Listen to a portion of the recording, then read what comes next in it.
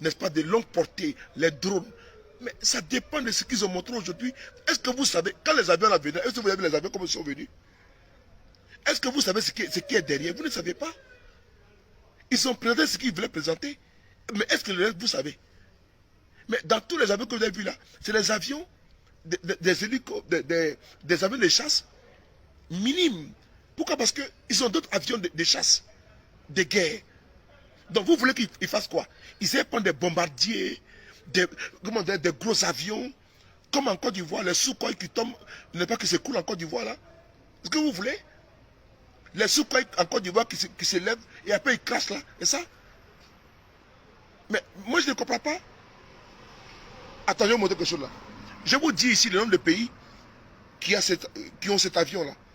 Voilà, c'est important parce que nous sommes en communication, il faut au moins désintoxiquer ces personnes-là qui n'ont absolument rien compris. D'abord, avant de commencer, je vais vous donner la liste des pays qui ont les petits avions de chasse qui ont été reçus par aujourd'hui au Mali. Mais ne comprenez rien, c'est vaurien. Il faut toujours les expliquer. Alors, je vais ici vous dire, voilà. La Guinée équatoriale. La Guinée équatoriale, c'est là. Hein? La Guinée équatoriale. Je vous donne la liste des pays. Je vous donne la liste des pays qui ont l'avion, les avions de chasse que le Mali a reçu aujourd'hui là.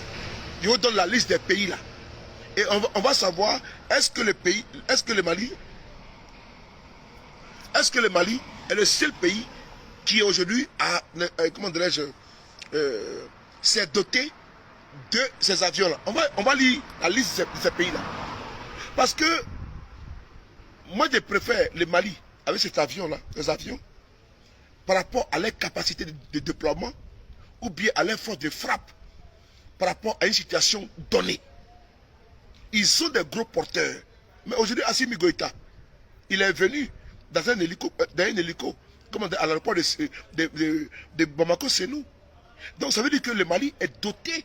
On va voir l'avion qui a stationné Assimi Goïta pour l'envoyer à l'aéroport. On va voir. Avant de vous montrer l'autre vidéo là. Vous allez voir que donc, ce qu'ils disent là c'est n'importe quoi. Ne vous laissez pas distraire. Voilà. On va voir ici. Pardon. Voilà. Vous allez voir que Assimi Goïta descend d'un avion. Voilà. Regardez ici.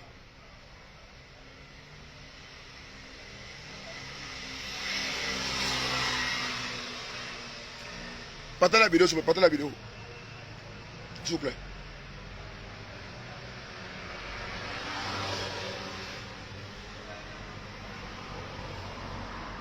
Voilà. Regardez ici.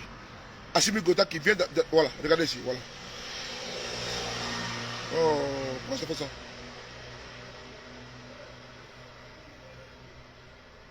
C'est quoi ça? Pardon. Partez la vidéo, s'il vous plaît. Laissez-les parler. Après, je vais les bloquer. C'est cafard. C'est rat. Oh non. Mon téléphone là me déconne, dis donc. C'est quoi c'est bon? C'est quoi tes fais ça, mon frère? Non, c'est pas ça. Mon téléphone déconne là. Voilà, regardez ici.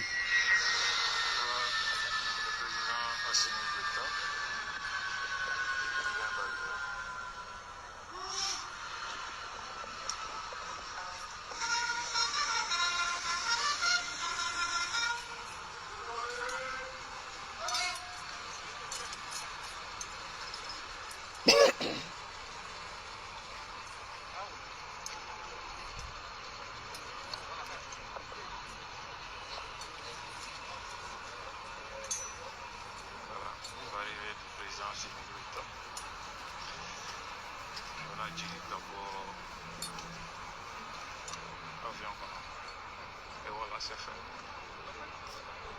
Assimi Goïta.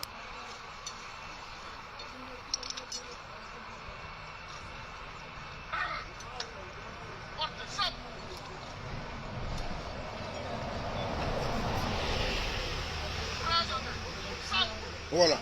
Et donc, vous avez vu, Assimi Gota sort dans un avion, n'est-ce pas, dans un hélico, pardon, qui le dépose à l'aéroport de Modibo, n'est-ce pas, Senou. Mais il vient montrer la nouvelle dotation de l'armée malienne. Mais en quoi est-ce que ça là, ça va friser, n'est-ce pas, le ridicule? Je ne comprends pas. Je ne comprends pas. Mais en Côte d'Ivoire là, est-ce qu'on a une fois entendu au Mali qu'il y a un avion qui s'est, n'est-ce pas, qui s'est écrasé? Ou bien un hélico qui s'est écrasé? Mais en Côte d'Ivoire là, il y a eu combien d'hélicos qui sont écrasés? Ah Joe! Il y a combien d'hélicos à Katiola et autres là qui sont écoulés? Maman Douska, gros bisous à toi. Il y a combien d'hélicos qui sont écoulés? Maman Douska, maman Côte d'Ivoire, mettez le cœur pour elle. À pomper, maman Douska, gros bisous à toi. Il y a combien d'hélicos en Côte d'Ivoire qui sont écrasés sans combat? C'est-à-dire que ce n'est pas Diadi qui a tiré dessus, mais hélico là, tellement que c'est vieux, et c'est cool. On a vu ça à Côte d'Ivoire. Bon, maintenant là, aujourd'hui là, est-ce que c'est le seul avion? Il y a combien d'avions de combat hélico de côté, comment dirais-je, remis au Mali? Mais ils n'ont pas que ça. C'est parce que par rapport à la situation, quand tu vas en guerre, mais un exemple, s'il faut juguler une violence des terroristes à un endroit, mais il faut soit des avions légers, des hélicoptères légers, lourds ou bien moyens. C'est tellement simple. Et donc on dit que les Maliens ont pris un avion qui coûte depuis 1900. Je vais vous citer les pays qui ont cet avion-là, ces hélicos-là. C'est important parce que c'est des farfelus qui sont en Côte d'Ivoire, les militants du RDR qui ne coopèrent absolument rien, c'est mouton de Draman. Voilà. Je vous lis ici. La Guinée équatoriale a 2 avions, a 2 hélicoptères comme ça. Aéro L-39C. Guinée équatoriale, 2 exemplaires. La Hongrie a 12 exemplaires. Le Kazakhstan a 20 exemplaires. La Libye a 12 exemplaires. Lituanie a 4 exemplaires. Mozambique a 1 exemplaire. Non, 2 exemplaires. Nigeria, qui est en Afrique de l'Ouest, a 24 exemplaires. L'Ouganda a 8 exemplaires. Ouzbékistan a 6 exemplaires. C'est-à-dire que les hélicoptères aujourd'hui qui sont venus au Mali, là, mais ce n'est pas le Mali qu'on va appliquer ça. Au Nigeria, il y en a aussi également. Dans les pays africains, il y en a. Mais ça dépend où les avions peuvent être déployés. C'est comme toi qui me regardes aujourd'hui. Tu t'en vas au marché pour aller faire tes courses pour ta maison. Madame, toi qui me regardes, ma soeur, toi qui me regardes. Toi qui me regardes, ma soeur chérie, maman chérie. Tu vas au marché, tu as un budget, un exemple, de 20 000 ou de 50 000. Mais tu veux faire les courses, n'est-ce pas? Non, dans ton porte-monnaie, tu as 50 000, tu as 20 000. Mais tu fais le coût de 10 000. Arrivé au marché, tu fais l'emplette que tu as voulu faire. Tu paies l'oignon, la viande et autres, ce que tu as voulu payer. Fatou, comment tu vas? Fatou Doukouré. Gros bisous à toi. Donc, arrivé au marché, tu payes ce que tu as voulu payer. Mais pas parce que, à cause du regard des autres, arrivé au marché, tu as payé 10 sacs d'oignons, alors que tu as besoin d'un sac d'oignons. Tu as payé 10 poissons, alors que tu as besoin de 2 poissons. Tu as payé 10 kilos de tomates, alors que tu as besoin de 1 kilo de tomates. Mais moi, je ne comprends pas. Le Mali a un besoin d'avions légers, hélicoptères légers de combat pour des situations longues, circonscrites, n'est-ce pas, rapidement. Et en Côte d'Ivoire, les gens sautillent. Les militaires de Ouattara sautillent pour dire non, c'est les vieux avions. Mais où est votre problème? Quelqu'un porte son pantalon, vous, ça vous sert. Noël YMB, Noël, comment tu vas? Mais quelqu'un porte son pantalon, vous, ça vous sert. Mais les Maliens, là, s'ils veulent même des avions plus que ça, mais la Russie va les donner. Mais vous, maintenant, où est votre problème? Dans le fait que les Maliens ont acquis des hélicoptères légers. Mais est-ce qu'ils n'ont pas plus que ça? Si. Même aujourd'hui, ce qu'ils ont reçu aujourd'hui. Gina, comment tu vas, Gina? Même ce qu'ils ont reçu aujourd'hui. Mais il y a un hélicoptère, n'est-ce pas? MI10, MI, comme là, c'est là? On va voir ça ensemble. Mais pourquoi vous n'en parlez pas? Mais c'est parce qu'ils ont vu que par rapport à ce type d'hélicoptère, c'est important pour eux par rapport à des situations. C'est tout. Donc, ma chérie, quand tu vas au marché là, tu fais les courses que tu vois que ça, par rapport aux besoins de ta maison, si tu vas au marché, tu sais déjà qu'il y a déjà l'oignon, il y a déjà le poivre, il y a déjà la viande à la maison. Mais tu n'as pas à payer la viande ou le poivre ou bien d'autres choses qui sont à la maison. Tu payes ce qui manque. Eh bien, je me trompe. Sauf si c'est moi qui me trompe. Parce que quand tu vas dans une boutique, dans un magasin, moi je fais les courses. Quand je vais au magasin, je dis, oh, il y a papier toilette qui est fini. Il y a lingette qui est fini. Il y a savon, vaisselle qui est fini. Savon, lessive qui est fini. Il y a gel douche qui est fini. Donc je paye par rapport aux besoins de la maison. Je ne paye pas parce que j'ai montré au magasin que non, j'ai beaucoup d'argent. Mais je suis trop riche. Je paye par rapport à mon besoin du moment. Parce qu'à la maison déjà, j'ai déjà gel douche, j'ai déjà de l'huile. Donc j'ai déjà ce qui manque. Bon, il manque ketchup, il manque mayonnaise, il manque la salade, il manque les vinaigrettes, il manque autre chose. Et je paye le sel, je paye pour venir compléter ce qu'il y a à la maison. Ça parce que j'ai payé, comment dirais-je,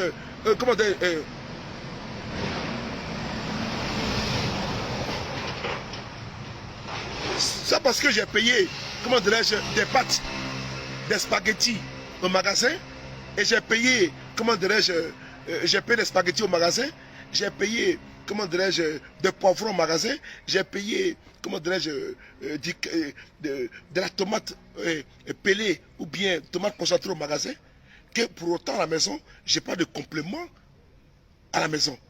Pas parce que je suis parti au magasin, j'ai payé du pain complet, ou j'ai payé, comment dirais-je, des raisins, pardon, du pain au chocolat, que chez moi à la maison, il n'y a pas du lait. Mais si à la maison, il y a déjà du lait demi-écrémé ou écrémé, mais pourquoi je vais en racheter? Si à la maison, il y a déjà des papiers toilettes, il y a déjà de l'huile, pourquoi je vais en racheter? Mais les Maliens actuellement là, ils ont payé des avions légers. Voilà pourquoi ils ont pris ça. Donc je ne comprends pas. Pourquoi les Maliens, ils commandent ce qu'ils veulent pour leur bien-être, pour leur défense, et vous, ça vous dérange. Mais c'est par rapport aux besoins, n'est-ce pas, des forces armées maliennes sur le terrain, par rapport à adapter, n'est-ce pas, leur riposte en fonction des attaques des terroristes, qu'ils ont besoin de cela. Sinon, de vous à moi, s'ils ont besoin pas de tous les hélicoptères Apache et tout, ils vont envoyer de la Russie. Parce qu'aujourd'hui, la Russie a besoin de vendre ses armes qu'elle a. Donc, maintenant, je ne comprends pas.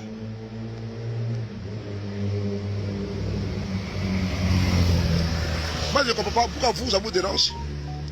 Et je vais vous montrer ici la vidéo qui est là, la photo qui est là. La photo n'est pas de la même malienne. Tellement qu'ils sont ridicules, ils sortent toutes des niaiseries que la même alien a pris des avions, des vieux avions. Mais c'est par rapport à leurs besoins. Attends, regardez-moi des gens comme ça là. Ils n'ont absolument rien compris.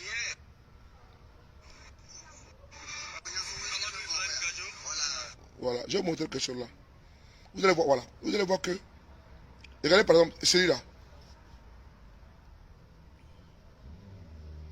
Est-ce que ça a été montré? Ça n'a pas été montré? Alors qu'aujourd'hui, ça a été livré?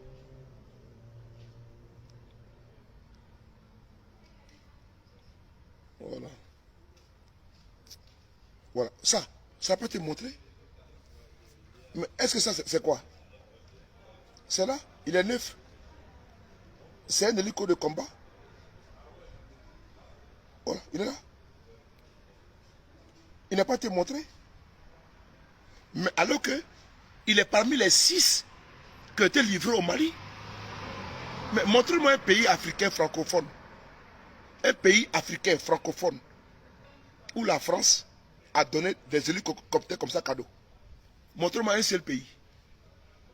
Après 62 ans de dépendance, montrez-moi un pays africain francophone où l'on puisse favoriser cela. Pour dire que bon, on veut se battre pour votre indépendance, votre autonomie. Voici on vous aide au niveau armement. Moi, je veux savoir. C'est bon le seul pays francophone. Là, au moins, c'est bon. Le Mali, au moins, reçoit, mais ne donne pas. pour sa sécurité. Mais vous savez comment pourquoi? Mais quand la France, à travers l'OTAN, est partie armée indirectement des djihadistes, en larguant des armes en Libye, mais si aujourd'hui les terroristes sont surarmés, et puis ils tuent au Ghana, au Togo, ils tuent au Niger, ils tuent au Burkina, ils tuent au Mali, mais c'est parce que les armes de l'OTAN, n'est-ce pas, ont servi à surarmer ces personnes-là à travers la déflagration, n'est-ce pas, de la Libye. Et donc tous les groupes armés aujourd'hui sont surarmés. Ils sont tous les véhicules qui viennent de la Libye, qui ont été déversés en Libye.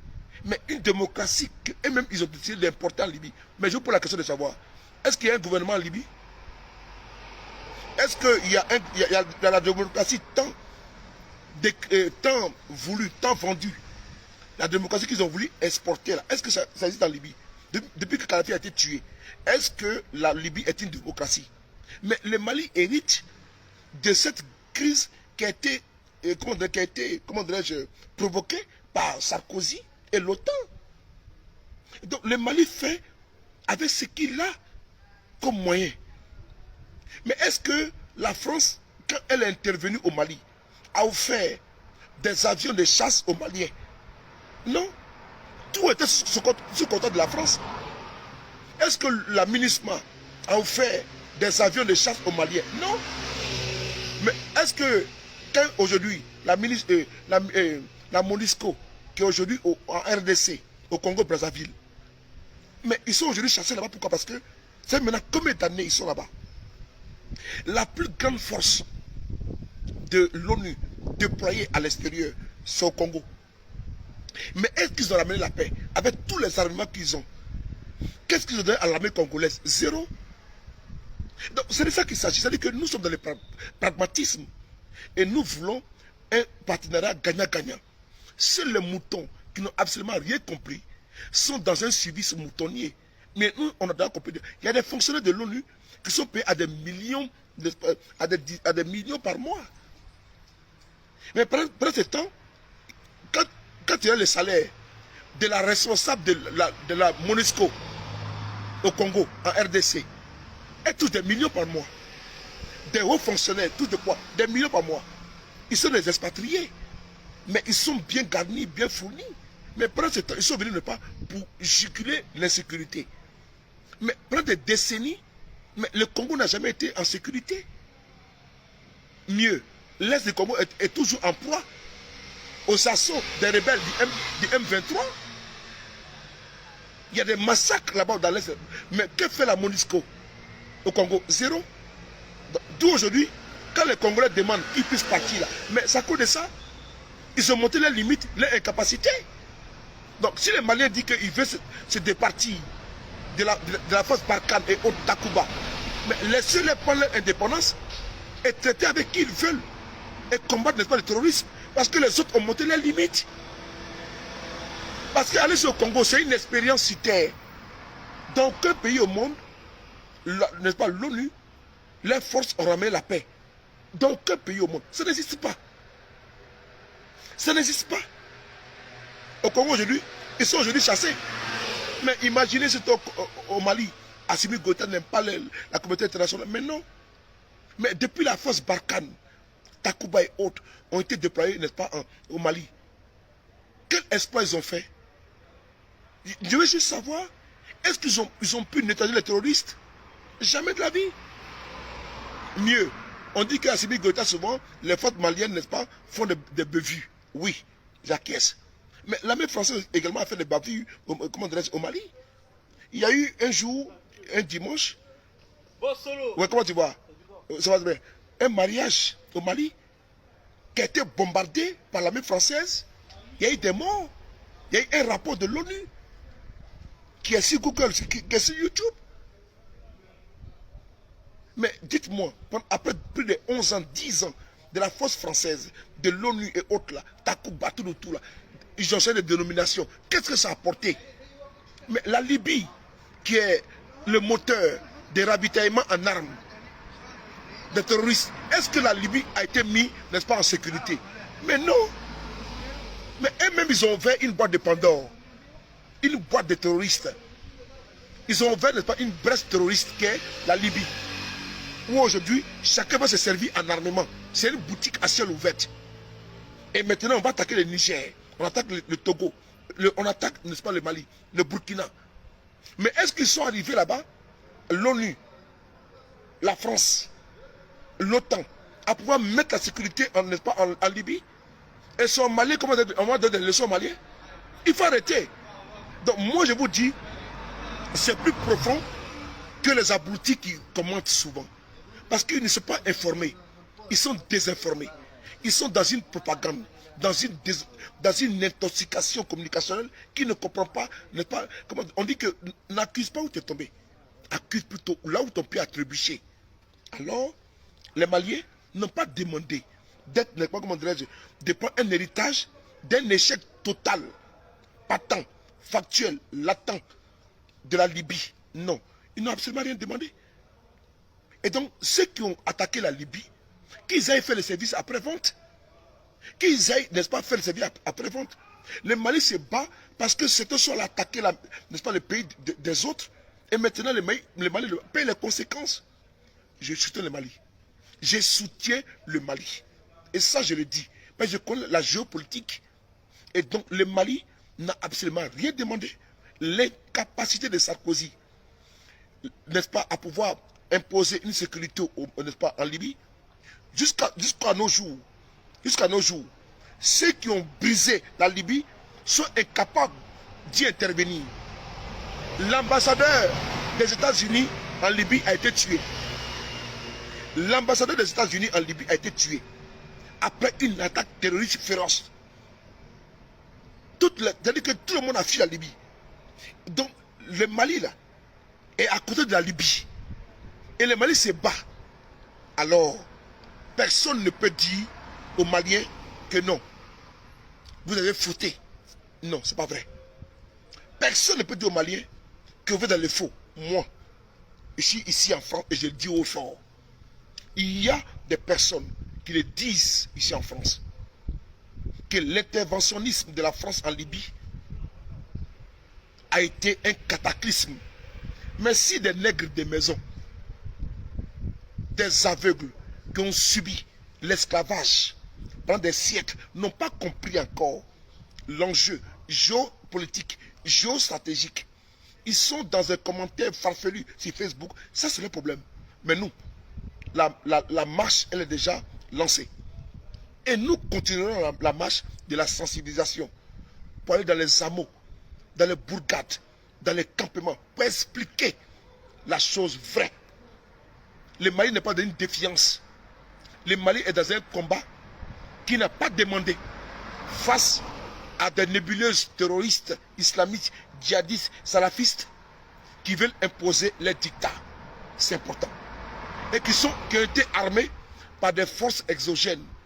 Parce que ces personnes-là sont superbement armées. Les terroristes, ils ont des drones. Ils ont des armes de dernière génération. Mais ils ont pris les armes où? Des armes qui ont été larguées en Libye. Par parachute. La Libye était aujourd'hui une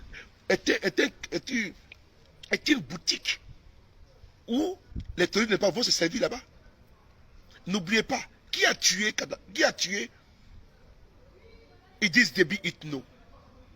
Parce que les nègres des maisons ne savent pas. Qui a tué Idriss Déby?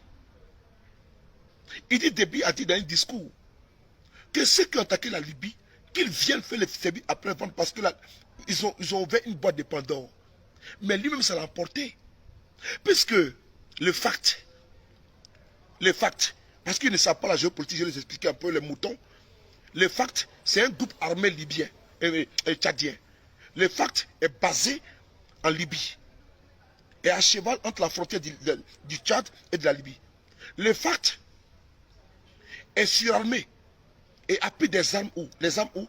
En Libye. C'est le fact qui a lancé l'assaut contre le régime de Idriss Déby au Tchad. Idriss Déby, le fact était, n'est-ce pas, en train d'avancer, a décidé par honneur d'aller au front, pour le combattre. Mais qu'est-ce qui s'est passé? Mais Déby a été tué. Mais parce que Déby, malgré qu'il a les hélicoptères de combat, malgré qu'il était surarmé, pour parer à la situation, n'est-ce pas, comment dirais-je, d'insécurité dans son pays, parce qu'il fait frontière à la Libye, qui a été défigurée par l'OTAN et Sarkozy, mais ça l'a emporté lui-même. Parce que les rebelles du FACT, qui est une rébellion tchadienne basée en Libye, mais ils sont revenus. Voilà. Ils sont revenus au Tchad. Mais le corps à corps, ça a coûté la vie au maréchal Déby. Ça a coûté la vie au maréchal Déby. Il a été tué. Mais la conséquence c'est quoi? Mais ça vient d'où? Ça vient d'où? Ça vient du fait que lui-même, ce qu'il a dénoncé auparavant, que vous avez attaqué la Libye, nous, la pays, là, ça ne nous arrange pas.